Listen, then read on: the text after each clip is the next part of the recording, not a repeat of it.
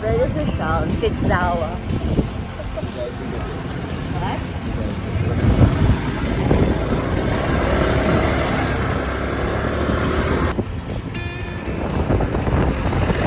Sakit sa Kidzawa.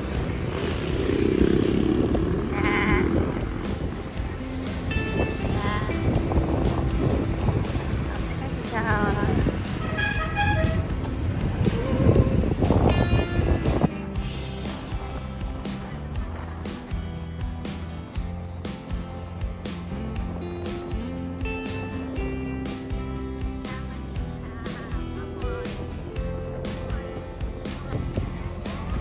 So baby, kahit saan ka pala umikot dito, kita mo siya.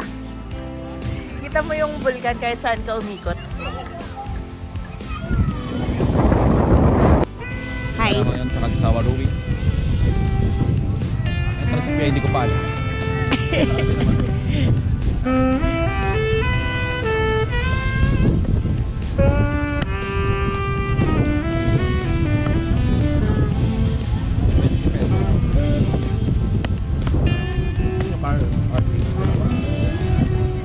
Pwede sa loob.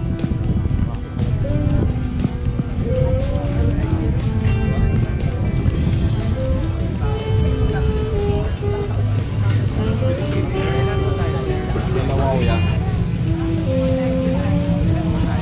Dalawa. Pwede ba itong lumang pera? Wag na. Souvenir natin yan eh.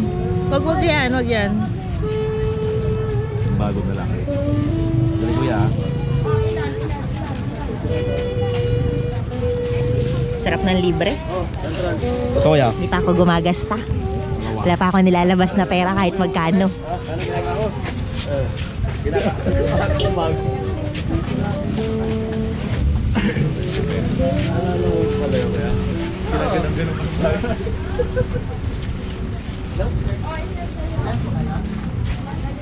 Iniwan mo yung tripod ko. Paano tayo magpipicture? Enggak. Oo. So, yan yung Kagsawa ruins. So, this is the ruins na lang. Yung simbahan dati. Ulang simbahan. Which one?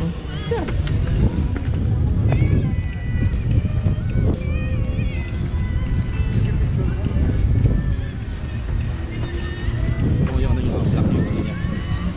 Black yung nilabas ng vulkan. Hindi siya... This is Lahar. Yes. Black lava. Black saan? Black lava? Black lahar. Black Lahar. What's lava? There you go. Tasin ng bakit. So let's read.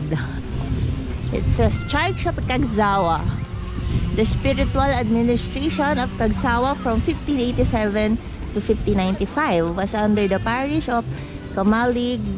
An early church was burned 25 July 1636 by the Dutch who, what's that, ransacked the town bordering Legazpi Bay. This church built after 1724 by Fray Francisco Blanco OFM was buried by rocks and lava during the eruption of Mayon volcano on 1 February 1814. The authority of Kagsawa meeting at Ligao by 6 July 1814 decided to incorporate their town as part of Daraga. The first centenary of the destruction of the church was commemorated 1 February 1914 with a huge pilgrimage to the ruin where High Mass was celebrated. Oh, High Mass! Dalang balay na tira dyan bale. Tapos sa ilalim niyan may dalawang palapag pa siguro. Kasi ito yung simbahan niya. Pinakaulo ng simbahan ay nandito. Yan. Pari nilubog siya ng lahar nung pumutok ang Bulkan Mayon.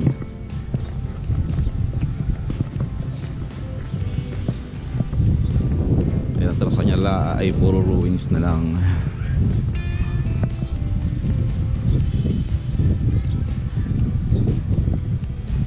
Yung sa loob, ito yung kabuuan ng simbahan, ito yung pader, Yes. Ito yung church. Ito yung church. Ito yung... Church mismo. May mga bato na yan? Oo, yun yung pader. Bale. Di ba? Imaginein mo yan. Natira na lang pader. Wala na kayo pasad eh. Tulad sa St. Paul Ruins. Sa Macau, nandun pa rin yung pasad niya eh.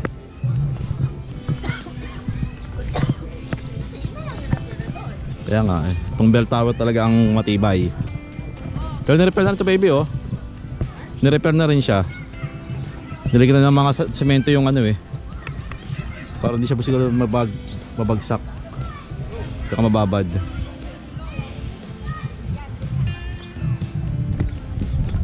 After mo na makakain dahil ako yung nagugutom na.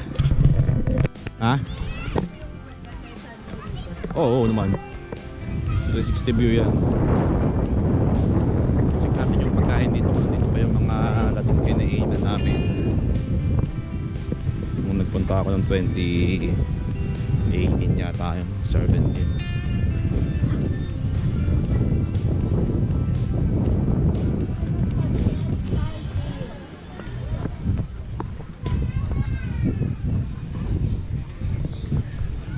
Ay, bago ah. Bago ulit sa dulo oh.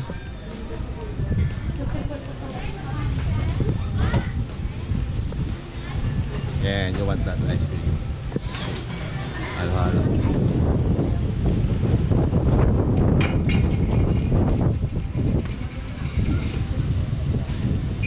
Kain na tayo. That's it. Gutom na kami. Bye-bye. Maya na lang. Ito yung Ano lang aming lahat? lunch. 85 for 3 rice, ulam. Tayo ngayon sa ano, pa rin Alsawa Ruins. Ating lunch ay Bicol Express. Tsaka may libreng soup. Siyempre dalawang rice sa akin para di magutom. Mamaya, kaya tayo. Saan? First time na ano to. Legit Bicol Express. So maanghang to definitely.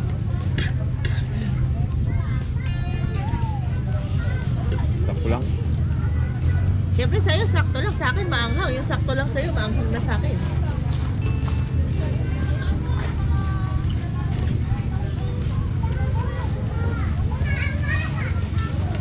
Oh, wow, masarap. May halabang. Wait lang sa mga ngating. Yung alamang kitang-kita, oh. May mga ngati mamaya. Pero okay na.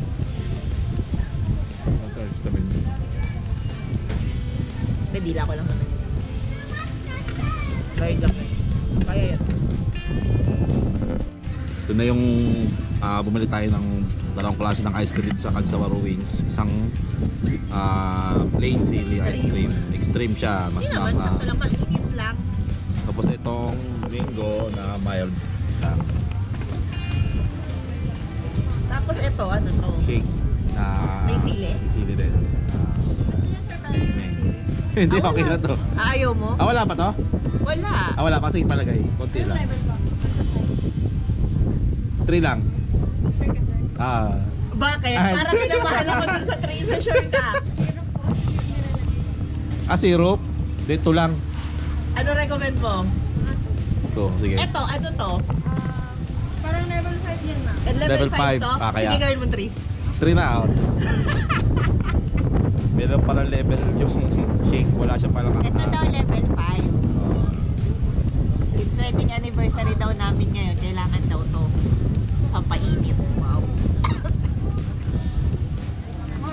Okay, nakita try mo na din sa Isa pa. isa pa. Ito mo dito. Isa mo dito. Oh. Try niya ulit. Talaga. Try niya. Talaga. Talaga. Syrup pala yung nilalagay.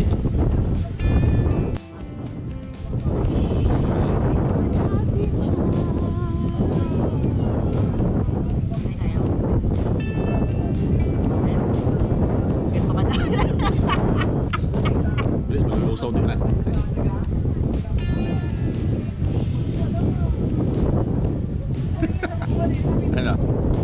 Kaya pa.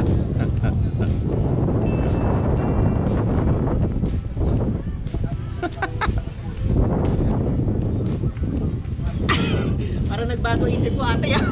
Salamat. Thank you. Ito na yung Ito naman yung level 3 na shake. wala daw to. Mild lang yan. 1 lang yan. Meron yan, pero mild lang nga. Wala. Sabi niya mild eh.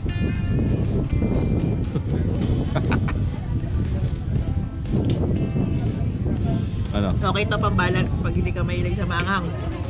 Shake, try. Level 3 lang yan. Level 3. Hmm. Ako may kagagawa na to. Yan na nga.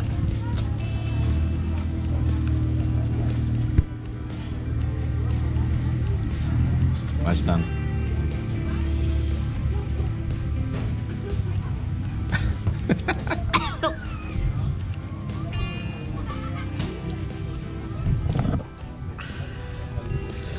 Ayos lang.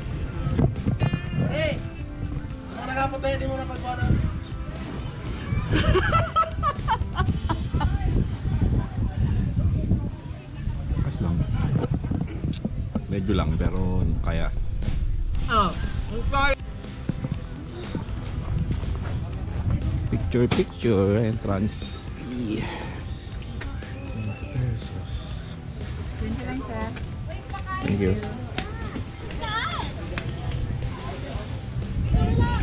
Bago lang tong attraction na nila dito. Kasi nagpunta ako dati, wala pa to eh. Mga tanim sila rito ng mga flowering plants. May kubo. Kumakain lang after. Okay na daw eh.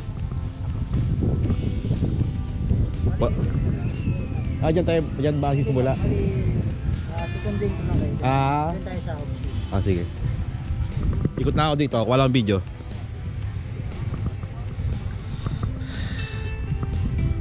Ay.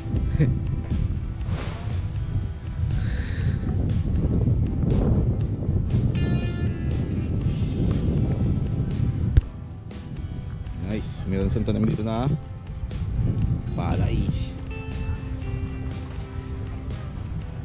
Tapos meron dito silang mga isda. Ting tilapia to. Mga black tilapia. Buti ginawa na ganito kasi sayang din yung space eh. Sayang yung space na malaki. Siyempre si Magayon na yun. Hindi pa rin siya nagpapakita sa tao. Ito rin makita yung tok-tok dahil maulap. Ito yung ruins. Ayan. Doon tayo nakapwesto.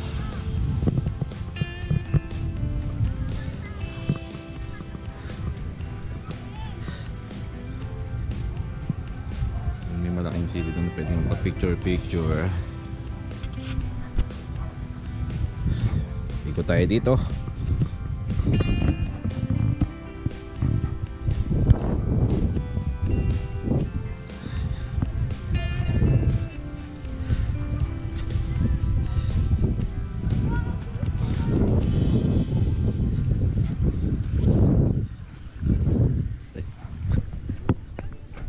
Excuse me po.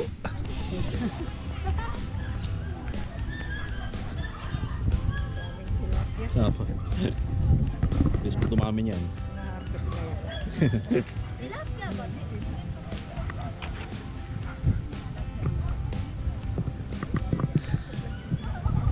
Kaya na po eh. Pwede kayong picture dito sa Loma yun.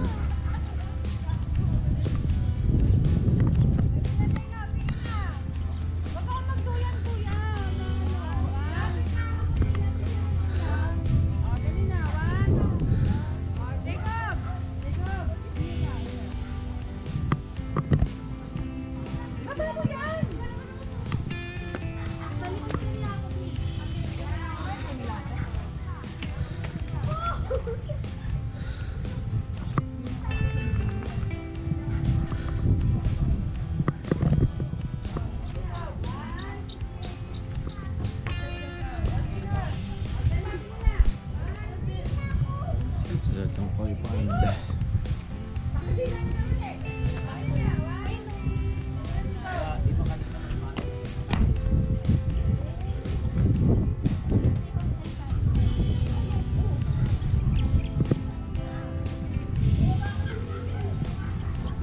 pala yan. Mga palay dito. Kakatanim lang nila.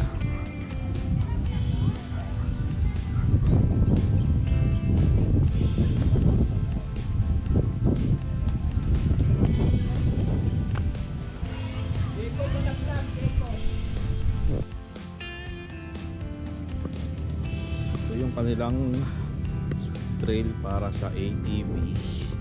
Hindi ko alam kung dito kami mamaya dadaan sa kayo. Dito kami mag-start. Yan.